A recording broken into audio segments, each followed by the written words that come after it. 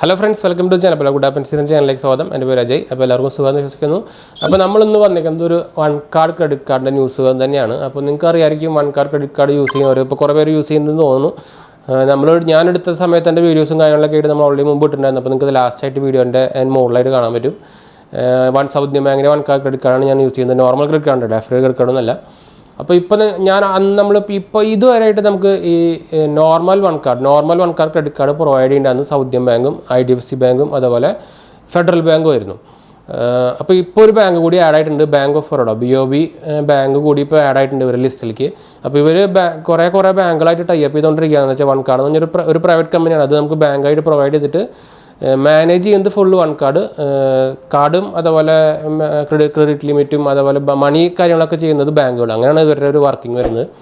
അപ്പോൾ OneCardൻ്റെ app manage ചെയ്യുന്നത് OneCard എന്ന് പറഞ്ഞ കമ്പനി തന്നെയാണ് കേട്ടോ. അപ്പോൾ ഇവർ ഇപ്പോൾ ബാങ്ക് ഓഫ് ബറോഡയും കൂടിയിട്ട് ഇപ്പോൾ ടൈപ്പ് ചെയ്തിട്ടുണ്ട്. അപ്പോൾ നിങ്ങൾക്ക് ഇനി ബാങ്ക് ഓഫ് ബറോഡ അക്കൗണ്ട് ഉള്ളവർക്കും ബാങ്ക് ഓഫ് ബറോഡ അടുത്തുള്ളവർക്കൊക്കെ ഇനി നമുക്ക് ഈ OneCard കിട്ടാനുള്ള ചാൻസ് കൂടുതലാണ്.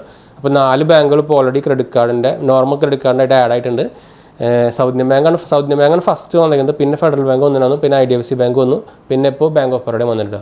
IDFC ബാങ്ക് ഫസ്റ്റ് വന്നതുകൊണ്ട് IDFCയും സൗദി ബാങ്ക് ഒരുമിച്ച് വന്നതുകൊണ്ട്. അപ്പോൾ ഞാൻ യൂസ് ചെയ്യുന്ന സൗദി ബാങ്ക് എന്ന് വെച്ചാൽ എനിക്ക് ഓൾറെഡി സൗദി ബാങ്കിന് ക്രെഡിറ്റ് അക്കൗണ്ട് ഉള്ളതാണ്, main primary account, one of the primary account ഉള്ളതാണ്, പിന്നെ അടുത്തുള്ളതാണ്. അതുകൊണ്ടാണ് എനിക്ക് സൗദി ബാങ്ക് കിട്ടിയത്. ലൊക്കേഷൻ ബേസിലൊക്കെ വെച്ചിട്ടാണ് ഒരു ശരിക്കും ക്രെഡിറ്റ് കാർഡ് ഇഷ്യൂ ആയത്. നിങ്ങൾക്ക് ബാങ്ക് ശരിക്കും ബ്രാഞ്ച് അടുത്തില്ലെങ്കിൽ പിന്നെ ക്രെഡിറ്റ് കാർഡ് കിട്ടില്ല. നമുക്ക് എന്ത് സിവിൽ സ്കോറും എന്ത് ഇൻകം ഉണ്ടായാലും അതൊക്കെ കിട്ടില്ല. അങ്ങനത്തെ ഒരു പ്രശ്നങ്ങളുണ്ട് ഈ ക്രെഡിറ്റ് കാർഡിന്. അപ്പോൾ നിങ്ങൾക്ക് ഓൾറെഡി അത് ഫേസ് ചെയ്യുന്നതായിരിക്കും. നിങ്ങൾ ആമസോണിലൊക്കെ ചെയ്യുമ്പോൾ നിങ്ങൾക്ക് ഓൾറെഡി ഫേസ് ചെയ്യുന്നതായിരിക്കും.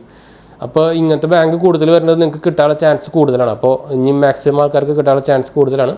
പിന്നെ FD കാർഡ് ഇത് ഇപ്പോഴും SBM ബാങ്ക് തന്നെയാണ് പ്രൊവൈഡ് ചെയ്യുന്നത്. SBM ബാങ്ക് ഒരു പ്രൈവറ്റ് ബാങ്കാണ്, സ്റ്റേറ്റ് ബാങ്ക് ഓഫ് മൗറീഷ്യസ് എന്ന് പറഞ്ഞൊരു ഫോറിൻ ബാങ്ക് ഇന്ത്യയിലേക്ക് വന്നേക്കുന്നതാണ്.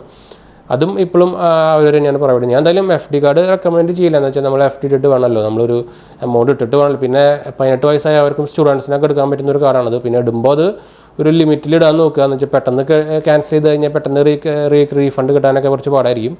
അപ്പോൾ അത് FD കാർഡ് എടുക്കേണ്ട മുമ്പ് ഒന്ന് ചിന്തിച്ചിട്ട് കറക്റ്റ് ഒരു ഡിസിഷൻ എടുത്തിട്ട് എടുക്കുക കേട്ടോ. നോർമൽ ക്രെഡിറ്റ് കാർഡ് നിങ്ങൾക്ക് പിന്നെ ധൈര്യമായിട്ട് എടുക്കാമെന്ന് വെച്ചാൽ യൂസേജ് എന്നാലും കൺട്രോൾ വേണം. എന്നാലും നമുക്ക് ക്രെഡിറ്റ് കാർഡ് അധികം ഓവർ യൂസ് ഒക്കെ ആയി കഴിഞ്ഞാൽ നിങ്ങൾക്ക് അറിയായിരിക്കും ഡെപ്റ്റും കാര്യങ്ങളൊക്കെ വരും. അപ്പോൾ കറക്റ്റായിട്ട് ഏതായാലും കറക്റ്റായിട്ട് യൂസ് ചെയ്യുക, ഫൈനാൻഷ്യൽ ഡിസിഷൻ കറക്റ്റായിട്ട് നോക്കിയെടുക്കുക. അപ്പോൾ ഈ ഒരു ന്യൂസ് നമ്മൾ ഷെയർ ചെയ്താൽ വന്നത്. അപ്പോൾ ഇനി ക്രെഡിറ്റ് കാർഡ് ഇനി OneCard മാക്സിമം ആൾക്കാർക്ക് കിട്ടാനുള്ള ചാൻസ് കൂടുതലാണ്. വെച്ചാൽ ഒരു ബാങ്ക് കൂടി ആഡ് ആയിട്ടുണ്ട്. അപ്പോൾ ഇനി മാക്സിമം ആൾക്കാർക്ക് കിട്ടാനുള്ള ചാൻസ് കൂടുതലാണ്. അപ്പോൾ കുറേ പേര് നമ്മൾ പറയണം നമുക്ക് കിട്ടിയിട്ടില്ല, നമുക്ക് FD കാർഡാണ് വരുന്നത്. അപ്പോൾ ഇനിയിപ്പോൾ കൊട്ടാൻ ചാൻസ് കൂടുതലായിരിക്കും കേട്ടോ.